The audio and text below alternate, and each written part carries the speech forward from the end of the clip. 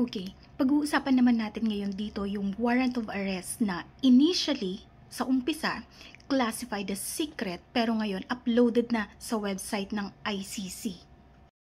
As early as April 2021 pa lang, na-assign na yung situation ng ating bansa dito sa ICC Chamber. Pagdating ng September 15, 2021, nag-authorize na ang pre-trial chamber ng commencement o yung pag-uumpisa ng investigation regarding sa situation dito sa Pilipinas. May kinalaman nito sa mga krimen na nangyari sa Philippine territory between November 11 until March 16, 2019. In the context of War on Drugs campaign ng dating Pangulong Rodrigo Duterte between 2016 to 2019 and noong siya ay mayor pa ng Davao. Ito siguro maraming hindi nakakaalam sa inyo na noong June 24, 2022 pala, nag-submit ang ating bansa ng request to defer the investigation na ginagawa ng International Tribunal. Anong ibig sabihin nitong notice to defer?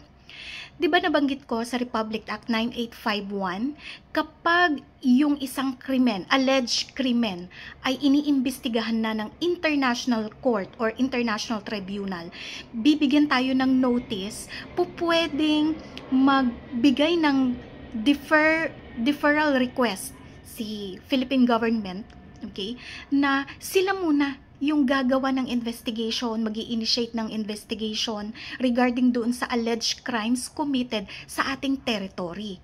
Okay? So actually, nag-submit ang Pilipinas noong June 2022 ng request na wag munang ituloy ng ICC yung kanyang investigation at gagawa ang ating bansa ng sarili niyang investigation. So nag-submit tayo ng ganong klaseng request. Request to defer investigation by the International Tribunal on the principle of primary jurisdiction ng ating bansa in accordance with RA 9851 na tinukoy ko sa ating nakaraang vlog. So later on, nag-decide si prosecutor na i-resume o ipagpatuloy na yung investigation na ginagawa nila dito sa situation na nangyayari sa Philippine territory.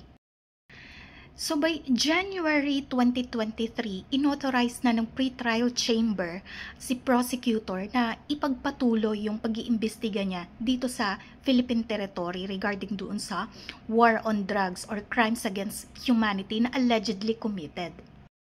July 2023, kinumpirma ng Appeals Chamber yung desisyon ng pre-trial chamber na ipagpatuloy ni prosecutor yung pag-iimbestiga sa Philippine territory natin regarding alleged crimes. At noong February 10, 2025, nag-apply na si prosecutor ng warrant of arrest para maaresto si dating Pangulong Rodrigo Duterte for crimes against humanity committed between November 2011 until March 16, 2019. Alam niyo bang sa alleged crimes against humanity, nilagay nila yung tatlong krimen: murder, rape, and torture. Pero alam nyo, ang sabi ng chamber, pagdating doon sa rape and torture na allegations, insufficiently shown, ang sabi ng chamber, yung connection between the acts and the attack committed. Okay? So, hindi ni-retain yung part ng rape and torture na nakalagay sa warrant of arrest. So, dun lang sa murder. So pagdating naman sa jurisdiction ng International Criminal Court over the person ng dating Pangulong Rodrigo Duterte, no question, merong Supreme Court decision decided in 2021 na lahat ng actions, lahat ng initiated investigation prior to the effective date ng withdrawal ng bansa sa Rome Statute. Okay. Naging effective yung withdrawal March 17, 2019. So lahat ng actions before March 17, 2019 ay under the jurisdiction pa rin ng ICC.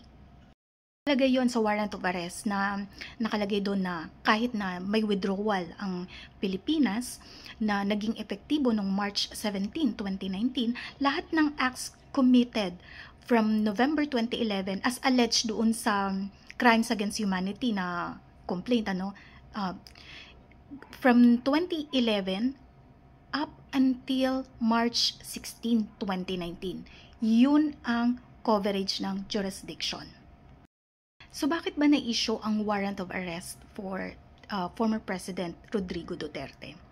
Kasi na-find out ng chamber na may reasonable grounds to believe na nakomit yung mga crimes within the jurisdiction ng ICC.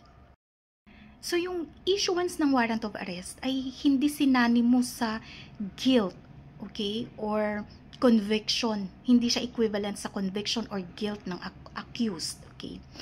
Meron lang reasonable ground yung korte to believe na maaaring etong taong to ang gumawa ng inaakusang krimen.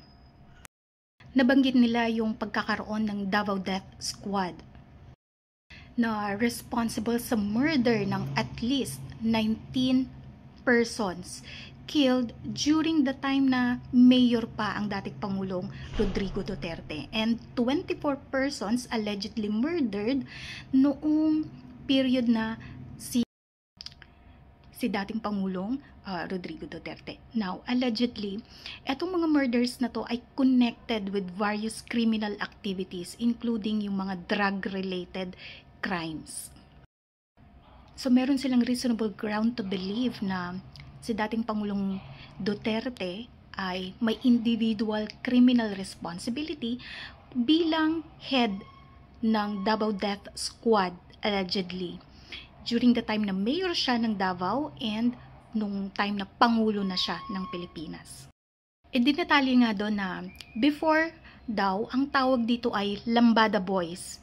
Before maging Davao Death Squad, Lambada Boys composed of police and non-police officers. Ang target talaga nila ay pumatay ng mga tao na konektado sa paggawa ng krimen. And then, nagpalit ng pangalan, naging Davao Death Squad, at ang founder at head nga ay allegedly si former President Rodrigo Duterte. Ang mission ay to kill criminals. Actually, yung ginamit na word ay to neutralize yung mga tao na allegedly ay criminals or may criminal propensities, including dito yung mga drug-related crimes. So, initially, yung mission nila to neutralize alleged criminals ay nag-start sa Davao and then naging nationwide. Nabanggit din na as head of the state, si dating Pangulong Rodrigo Duterte ang siyang may control sa NBI, PNP, PDEA, na naging katulong niya sa pag-implement ng kanyang war on drugs. Okay, so bakit nag-issue ng warrant of arrest? Kasi after evaluation ng information na sinubmit ni prosecutor, na-determine ng chamber na hindi makikipag-cooperate si Mr. Duterte sa pagharap sa ICC. Kasi nagpadala na ng summons para siya ay mag-appear sa court, pero na-determine nila na hindi siya makikipag-cooperate. Na-determine rin nila na kahit wala na sa possession si dating Pangulong Rodrigo Duterte, meron pa rin siyang wini-wield na influence or some sort of power. And dahil dito, sa tingin nila may risk ng interference sa kanilang ginagawang investigation and pati na rin sa security ng mga victims or witnesses. So ito yung mga pinagbasihan nila kung bakit na-determine na kailangan o necessary na arestuhin si dating Pangulong Duterte to appear before the court. So ang date ng warrant of arrest ay March 7, 2025, classified initially as secret.